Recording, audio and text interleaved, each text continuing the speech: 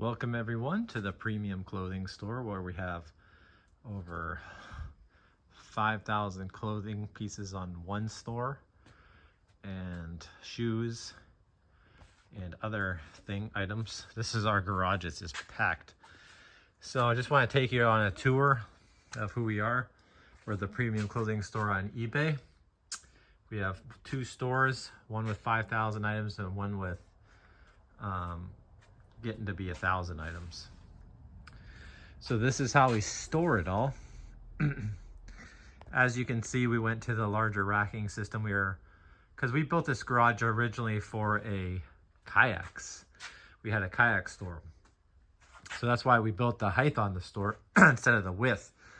Now I wish we would have built the width instead of the height, because now we have this. So we had all this extra height in our store, which is kind of like a double-edged sword. So what we decided to do, these are 8-foot racks here. We build them with 2x4s. And the ones you see over there are 12-foot racks. I wouldn't go any higher than that just because the 2x4s probably are hard to find straight. It's hard to find straight 12-foot 2x4s versus 14-foot. So that's what reason we didn't. If we go to 14-foot, it's just we only have a certain size ladder to go with, and it'll just be crazy at any taller than that. So this is how we did it. The reason we went with the wood shelves is not because they're nicer. They're all hand built. It cost us about $150 to build it, excluding tools, excluding screws. So what we do is we buy a big barrel of screws. They're all built by hand. As you can see, we built another one, a new one, so that's what it looks like. So instead of using plywood, we just use a single piece of wood for the fact of saving money, because plywood is so expensive right now. The reason we didn't go with pallet shelving is couldn't find a cheap price around here on pallet shelves. It's too much money for us. So we decided to go this route. Everything has a serial number on it. So we originally started doing we learned from our mistakes, started going 1 to 5,000 serial numbers. Later down the road, the problem with that is we have so many shelves that when you consolidate, because you're going to need to consolidate, what that means is these boxes empty out and you have all this space in here, and pretty soon the boxes, you start eliminating boxes one by one. So when you do 1 to 5,000 like we originally started with, it's a bad idea, because when you consolidate, you have to consolidate your whole store at once, because you have to push the boxes to the next rack and so forth and so forth. And so we decided to start doing our serial numbers with A, B, C, D, E, F, G, and so forth and so on. So we started with the new racks. These are all letter J. These are all letter L. So basically the reason for that is when we consolidate, because you're always going to need room in your warehouse. So the problem is when you go 1 to 5,000, you have to push all the boxes from this shelf over to this shelf, and it's a big pain in the butt. So we're starting over and we're doing our inventory system A, B, C for that fact, that when we get a row free on the bottom, we'll have maybe we consolidate and we have 10 extra boxes there.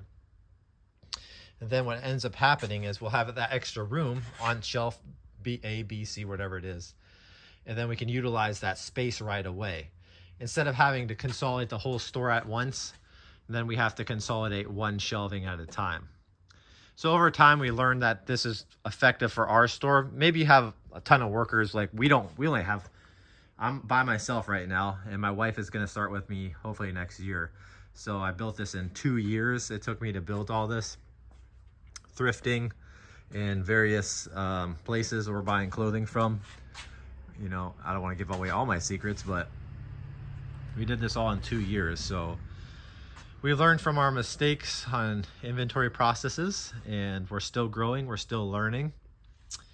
And so now we can make all these shelves taller if we need to make them taller, because we want to expand into 3 stores. But we have more shelving over here, and over here.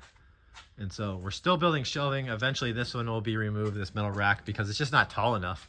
So the problem with these metal racks is they're very nice. I recommend the Husky racks, but if you're gonna blow through your inventory real fast, you can just do whatever, but you can go with the smaller racks.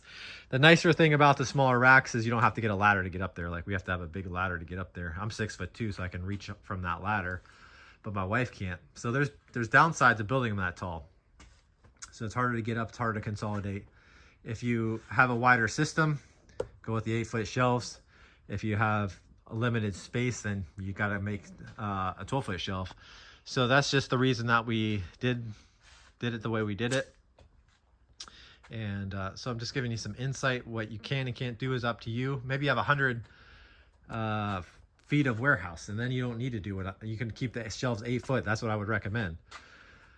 But if you're planning on growing and expanding, you might need to go taller just because you're limited space. So it all depends on what you're doing. And we want to be a store. We're not blowing through product like crazy, but instead we're selling product at decent prices.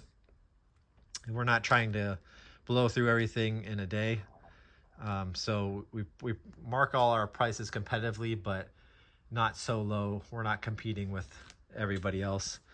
We're not trying to win every sale, but this is just the way I decided to do it because we're out of debt. Our house is paid off. So we do a slower sell-through rate, and it's fine. But we're probably going to learn from what we want to do and what we can and can't do. And some of the items we spend more money for, and some of the items we get cheaper. But I sit on it till it sells. So we've only been doing this for 2 years. So this is our process, and I just wanted to share with you. We're the premium clothing store on eBay there if you want to check us out. And I just want to give you a quick insight on our store here. And originally, this wasn't designed as an inventory system. So we still have some work to do over here. This is basic stuff that we're selling, basic items. So we do a little bit of everything, but we have a lot of organization that still needs done, because when you get in the clothing business, you get more than you can handle.